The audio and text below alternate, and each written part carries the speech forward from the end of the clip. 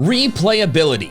How fun it is to play a video game after you've completed it once. Choice-focused games with multiple endings are the most replayable, requiring replays to get the full experience. Conversely, puzzle games bottom out in the metric, since you already know the answers. Pokémon falls somewhere between these two extremes, but the older versus newer games do not land in the same spot. The earlier generations are widely praised for their replayability, while the newer ones, generally Sun and Moon onward, are criticized for their lack of it. I wanted to dig into this. Why are the older games considered so replayable? Why are the newer ones not? And why is that not necessarily a bad thing? There are a lot of pieces involved in all of this, but my summarized thesis statement is this. Pokémon got less replayable because it got less lonely. Let's first examine why Pokémon games are considered replayable in the first place, with a focus on the older generations. At first, their reputation as replayable may seem out of place because they're missing a lot of pieces of traditionally replayable games. You're not making moral choices or doing a good versus evil run like in Baldur's Gate. You're not choosing a faction with branching quest lines like in Skyrim. And there aren't any differing difficulty levels to try out, in most of them. What Pokémon has going for it is the extreme customizability for how you play the game. Other turn-based RPGs tend to give you a limited roster. Final Fantasy VII gives you only around 10 playable characters. Meanwhile, the original Pokémon games with the most limited decks in the series give you 79 fully evolved Pokémon to choose from. And that doesn't even include the time you spend with their pre-evolutions. This is one of Pokémon's greatest appeals. Very rarely will two playthroughs be the same. Sure, we've all used Luxray and Staraptor in the Sinnoh games, but if you and a friend compared all of your playthrough teams across all of the games you've played, the chances of two of your teams being wholly identical is really low. Thanks to this inherent uniqueness, subsequent Pokémon playthroughs of the same game can be made appealing by simply changing your team. You can choose a different starter, since once you pick one, you're barred from the other two in most games, so you can't use them all in one go. You can use an entire team of Pokémon that you didn't use the first time because there's so many options. You can even impose a challenge on yourself, such as a Nuzlocke or a Monotype run, or something sillier like only using normal type moves or pretending you run an evil team. There are countless permutations for how you assemble your team in just one of the Pokémon games. And since your team is such a massive part of your experience, it encourages replaying. This applies to all of the Pokémon games though, and this video is focusing on the difference between old and new. So what do the old games have going for them that the new ones don't? Better question, what changed? Well, the first of multiple answers is you. Assuming you're an adult. And according to my analytics, that's significantly more than half of you. Do you ever see those posts that criticize newer video games for not having the magic they did 20 years ago? Something like, oh, Mario Kart World's map is so bland and uninteresting. This is a narrow-minded take. An adult may find it boring, but I assure you that the 9-year-olds who are playing Mario Kart World right now, in 10 or 20 years, they're gonna look back on it and think it was just the greatest thing ever. They're gonna have as much nostalgia for this game as you do for Double Dash. Games haven't lost their magic, you're just 30. And I wanna be clear, I am included in this. When I was little, I played through Ruby, then wanted to play through Sapphire with a different team. Same for Leaf Green, then Fire Red. I was so engrossed in these worlds, and looking back on it, had like a autistic special interest, that I absolutely had to keep going back to them, even as far as high school and college. I played Black a year after White, Y a year after X. A few times during college, I went back and played the older games from growing up that I hadn't played in a while. This desire to keep replaying Pokémon games, especially shortly after I played them initially, has decreased a lot. I do continue to do it though, because it's my job. I did a Moon Wonderlock right after Sun. Sword and Shield came out 6 years ago, and I've played through them 5 times. Scarlet and Violet came out 3 years ago, and I've played through them 3 times. I've already played Legend ZA twice. Once initially, once for Team Sky, and it's only a few months old. I love Pokemon more than most anyone, as should be apparent by what I'm doing. But this would simply not be the case. Like, I play the games, I love the games. I'm not just gonna start over and do it again so soon after doing it initially, unless I'm trying to make like an entertaining video. And I wanna be clear, it's not because I think the new games are worse. It's just because now I have a lot more going on in my life that I didn't have when I was a kid, particularly a social life. And I would rather use my limited gaming-related free time to experience other games. There's a lot of good ones out there and I wanna play them. In short, aging is a big part of the decreasing replayability. But it's only part of it, because Pokemon games are still considered less replayable even for current children. Another contributor to this is that sometimes Pokemon games can be a little hard to get started because of the tutorials. In the earliest Pokemon games, there's a catching tutorial, and that's pretty much it.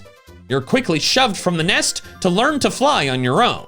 As time has gone on, these tutorials have gotten so much longer. It was around 2 hours before Legend ZA finally let me free to go wherever I wanted to on the open world map. There were smaller open sections during this process, like the first 3 wild zones, but I kept running into invisible walls, frustrated that they wouldn't just let me free. Let me live my life. I understand there was a lot to teach. Legend ZA functions a lot differently than the previous games, but like we can all agree this was excessive, right? Even the newer games with traditional mechanics tend to drag at the beginning. I am 31 years old. Ask me if I know how to catch Pokemon, and if I say yes, leave me alone. I understand that someone could mash past this and click the wrong thing by mistake, but just like put it away to reference older tutorials anytime you want. Legend ZA actually did that, and I think it should get a lot of credit for doing so. But the long tutorials are not a massive contributor because they're temporary. If you can stomach getting through them, then you don't have to contend with them for the rest of the game. So what's the biggest reason Pokemon games aren't as replayable? Well, this goes back to what I said at the beginning. The games aren't so lonely anymore. I should mention that this concept, which I expanded upon for this video, was introduced to me by this Bulbagarden Twitter thread. I just want to give them the proper credit here. I thought it was a great write-up. Now, some of you, when you hear that Pokemon games were lonely, may be incredulous, because initially, it doesn't seem like it makes sense. After all, Game Freak has encouraged player-to-player interaction the entire time. Red and Blue have version-exclusive Pokemon you must get from someone with the other color cartridge. Certain Pokemon like Kadabra and Graveler only evolve by trading. There's a counter in every Pokemon Center that is entirely dedicated to trading with or battling your friends. When I say the older games were lonely, I don't mean in real life. I mean within the world of the game itself. In Red and Blue, your player character has no friends. Scratch that. They have no human friends. Like most games, your mom remains in your home and will only talk to you if you go home. Professor Oak is kind to you, but you don't encounter him anywhere outside Pallet Town until you've beaten the game. Most of the time, you're only thinking about his past words of advice. The closest thing you have to a friend is your rival, who constantly antagonizes you, insults you, and insists you sniff him at a later date. Outside of those 3, you almost exclusively interact with random citizens, people just doing their customer service jobs, or adversaries, sanctioned like gym leaders, or criminal like Team Rocket. Most of the gameplay is adventuring and exploring, totally solitary. Sure, you encounter people, but they're no more than random obstacles. They have no emotions, no depth, only quips like, I like shorts, they're comfy and easy to wear. Cool, man. Me too, I guess. I don't even know your name, though. And in fact, I never will, because most of the trainers in Gen 1 don't have names at all. You are truly alone. You have no one to talk to. This is so intensely true that the player character Red reappears in later games, famously not talking. As a result, your closest companions are not other people. They're your Pokemon. They're with you every step of the way. Your only allies against adversity. This creates an extremely strong bond. Newer games have introduced a lot of fun features to give you a chance to bond with your Pokemon. Pokemon Ami, Sword and Shield's camp, following you around Lumiose, etc. But debatably, the most effective way to force an emotional connection to your Pokemon was to not give you anyone else to connect to. But then as the generations progressed, human characters slowly but surely gained bigger roles. Gen 2 is mostly like Gen 1, but at least the NPCs have names. Gen 3's rivals are the first nice ones, but Wally makes only 3 total appearances, and May/Brendan disappears after Lilycove until you beat the game. Gen 4 makes Barry explicitly your childhood friend, and you even get to team up with him during the climactic battles atop Mount Coronet. Black and White starts your journey alongside 2 lifelong friends, who go through everything with you. The main antagonist, N, has by far the most depth and complexity of any antagonist up to this point. With each passing game, you get a closer network of friends, and mean rivals become an endangered species, although not extinct. The character personalities are strong and distinct, and many have actual development arcs over the course of the story. The current culmination of this friend enhancement is Legend ZA, where the player arrives in Lumiose City, meets Urbane or Tawny literally immediately, and by the next morning is a member of a team with a logo and everything. Pretty tough to be less lonely than that. And none of the team members are flat uninteresting people. I think they're quite fun. Tawny/Urbane has a heart of gold, but can be foolhardy. Naveen is aloof about everything except his favorite streamer. Lita is cheerful, but with a hidden temper. They're all such great characters. And that's just your team of friends. The other major characters, the gym leader stand-ins, have comparably unique personalities. You really get to know everyone you meet, and it develops the Pokemon world on a human level that the oldest games lack. This also allows for better stories. At least it can. Sword and Shields is not good. But at least it has one. In Red and Blue, the story is become champion and fight off this gang a few times. The Hoenn games put more stakes behind the story, but it's still rather simple. Bad guys want to end the world, so stop them. There's not really any character development in the process. Compare those to Black and White, the games with one of the most widely praised stories in Pokemon, where there's a moral discussion about using Pokemon as fighters and workers. The villain is pure-hearted but manipulated by his father, resulting in a change of heart at the end, and he even comes back in the sequel as an ally. Sun and Moon explore the strained relationship between children and their emotionally abusive mother, who herself is driven to insanity by the grief of losing her husband. Scarlet and Violet have one of my favorite stories in all of Pokemon, maybe my #1. Arven trying to save his dog is incredibly compelling. Team Star's tale of bullied misfits finding community with each other is so heartwarming. And spoiler warning for a 3-year-old game, the twist that the professor has been dead the whole time stunned me completely. So the newer games are far from lonely. You have a community and a story, whether you personally happen to like those characters or story or not. But there is a cost to accomplishing these things. Dialogue. So much dialogue. Pokemon isn't lonely anymore. Now it's damn near claustrophobic. Your closest friends in the oldest games were your Pokemon, but Pokemon cannot talk. People do. And in fact, must. Dialogue is almost always necessary to effectively tell a story and develop characters.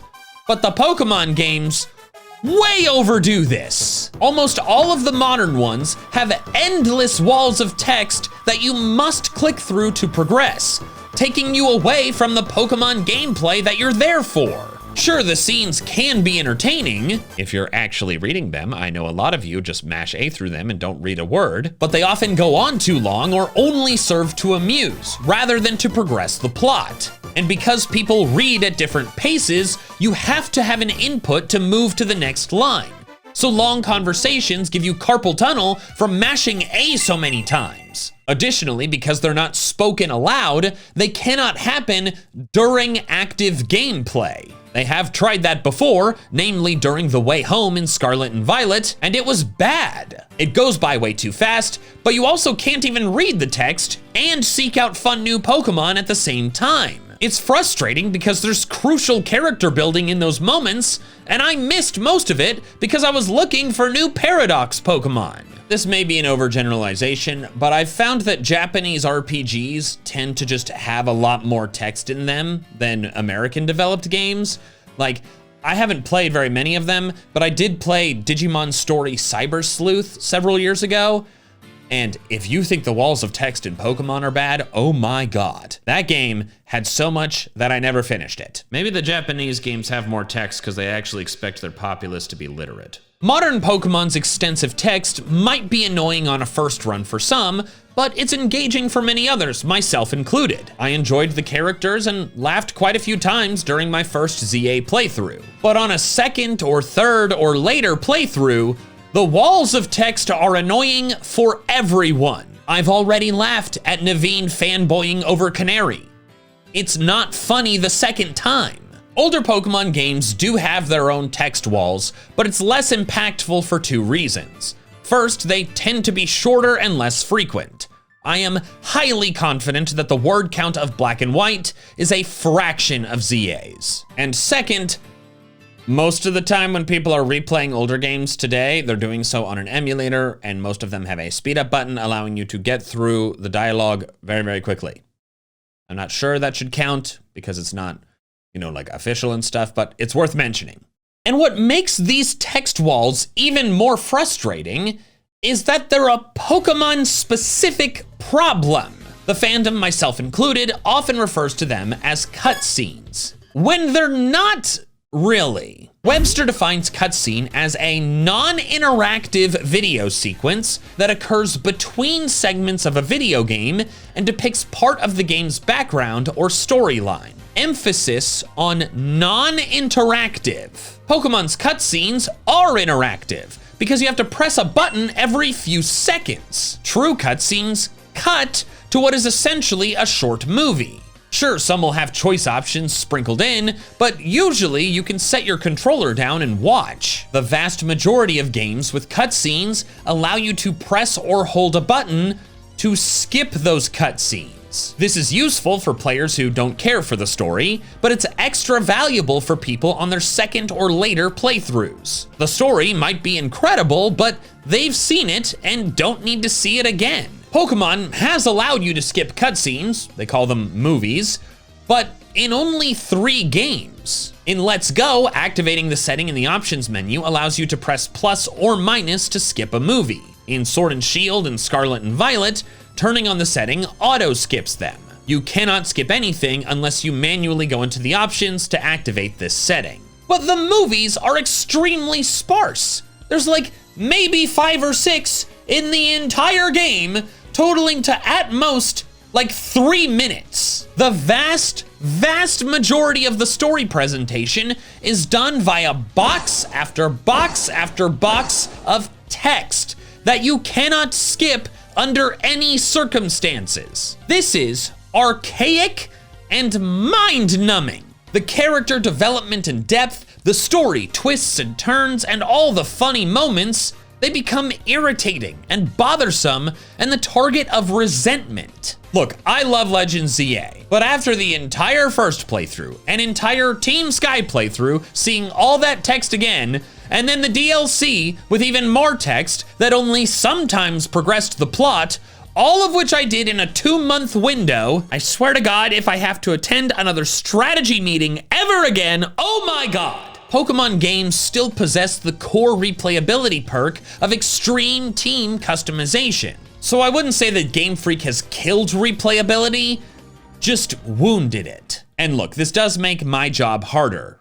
But for most people who will only play the game once, creating more compelling characters and more interesting stories, losing replayability for that is a worthy trade-off. The first playthroughs are better at the cost of all the rest, and for most, that is a reasonable price. Myself included, despite my criticisms in this video. I have formed more of a connection with the human characters in the newer games than in any of the older ones, and some of the stories left a real impression on me. And even though they're not my only option anymore, I've still formed bonds with my Pokemon. I feel quite strongly that we should not return to the lonely era of the past. So how can Game Freak fix this replayability problem without sacrificing the characters and stories that they've crafted?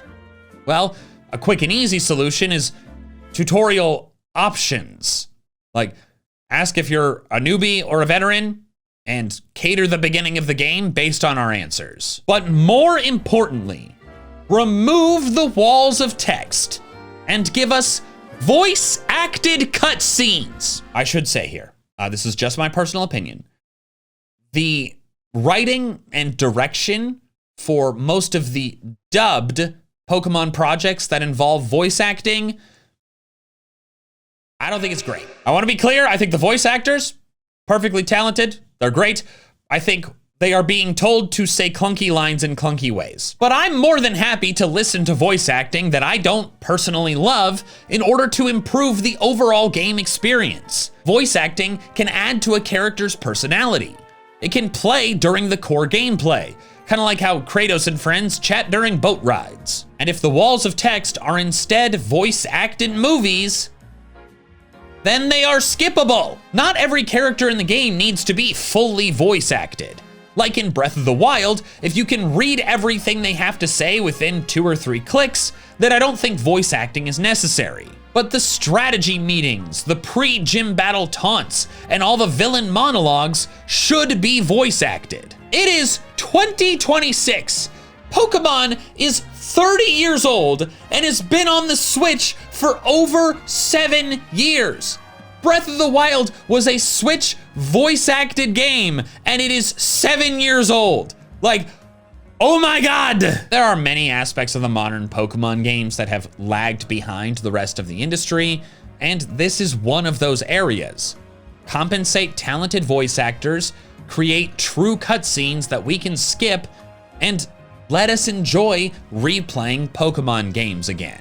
Thanks so much for watching. If you want to see another one of my essay-style videos, check out my video on why Brilliant Diamond and Shining Pearl are the worst Pokemon games ever made in the mainline series, even including Red and Blue, which are massively outdated and glitchy.